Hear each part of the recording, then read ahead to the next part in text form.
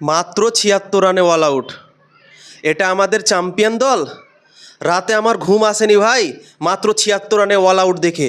কি ক্রিকেট খেলছে এরা, সত্যি বুঝতে পারছি না। শ্রেয়াস আয়ার ক্যাপ্টেন হওয়ার পর মনে হচ্ছে ক্রিকেট খেলা ভুলে গিয়েছে, ব্যাটিং করা ভুলে গিয়েছে। মনে হচ্ছে গালি ক্রিকেট খেলছে এরা। আয়ারল্যান্ডের কাছে হেরে যাচ্ছে, ইংল্যান্ডের কাছে হেরে যাচ্ছে, কোনো কম্পিটিশন করতে পারছে না, সব আসছে আর যাচ্ছে। মনে হচ্ছে ক্রিকেট খেলাটাই ভুলে গিয়েছে। একটু তো শরম করো তোমরা।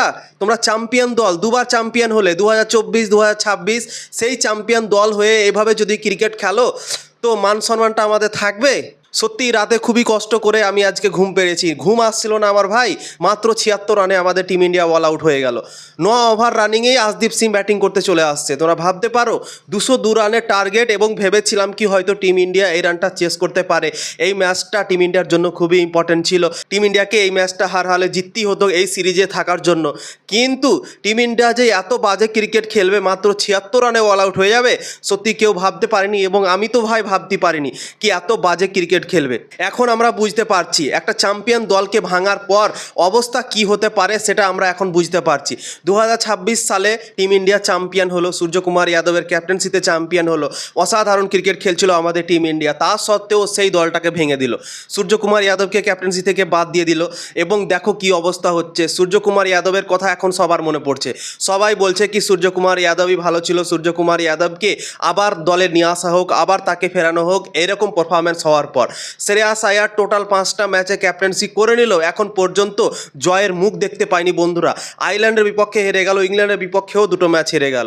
তোমরা ভাবতে পারছো 5টা ম্যাচের মধ্যে এখনও একটা ম্যাচ জিততে পারেনি টিম ইন্ডিয়া সূর্যকুমার যাদবকে বাদ দেওয়ার পর এবং শ্রেয়াস আয়ারকে ক্যাপ্টেন দেওয়ার পর। বন্ধুরা দেখি মনে হয় না কি এটা চ্যাম্পিয়ন দল, চ্যাম্পিয়ন দলের মতো ক্রিকেট খেলছে। মনে হচ্ছে ক্রিকেট খেলতে ভুলে গিয়েছে। এই দলটা সেই দলটা না যে দলটা 2026 সালে খেলেছিল। প্লেয়ারগুলো তো ভাই সেমই আছে, কোন প্লেয়ার চেঞ্জ আছে বলো? শুধুমাত্র সূর্যকুমার যাদব চেঞ্জ হয়েছে, ঠিক আছে, ওপর থেকে। তারপর হার্দিক পান্ডে একটা নেই, আর একটা জাসপ্রীত বুমরা নেই। তো এই 3টে প্লেয়ার না থাকাতে কি ভাই এরকম পারফরমেন্স হবে? আমরা 76 রানে অল আউট হয়ে যাব? এটা কি ভাই মানা যায়? আমি তো ভাই মানতে পারছি না। রাত থেকে আমার ভালোভাবে ঘুমই হয়নি জানো। এইভাবে 76 রানে আমাদের টিম ইন্ডিয়া এত জঘন্যভাবে ক্রিকেট খেলবে, সত্যি ভাই ভাবতে পারিনি।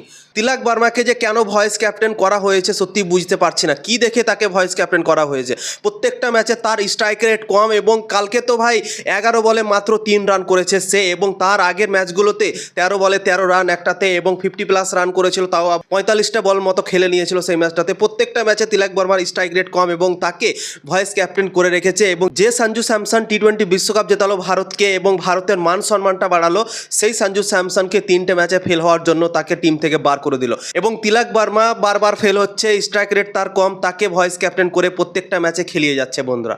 তো এরকম যদি সিদ্ধান্ত নেবে তাহলে তো ভাই এরকম অবস্থা হবেই, এবং সেটারই মনে হচ্ছে ফল পাচ্ছে টিম ইন্ডিয়া। এত বড় একটা চ্যাম্পিয়ন দল ছিল 2026 সালে, সেই দলটাকে ভাঙার আমার মনে হয় না কি দরকার ছিল, এবং দরকার না থাকা সত্ত্বেও জন্মস্তি সেই দলটাকে ভাঙলো। এবং টিম ইন্ডিয়ার হাল এখন দেখো কি হয়েছে।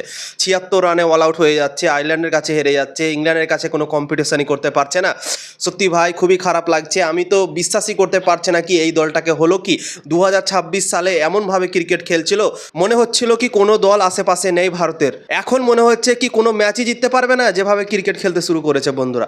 তোমাদের কি মনে হয় শ্রেয়াস আয়ারকে ক্যাপ্টেন্সি দিয়ে কি টিম ইন্ডিয়া অনেক বড় ভুল করে ফেলেছে? সূর্যকুমার যাদব কি ঠিক ছিল? কমেন্ট করে জানাতে পারো।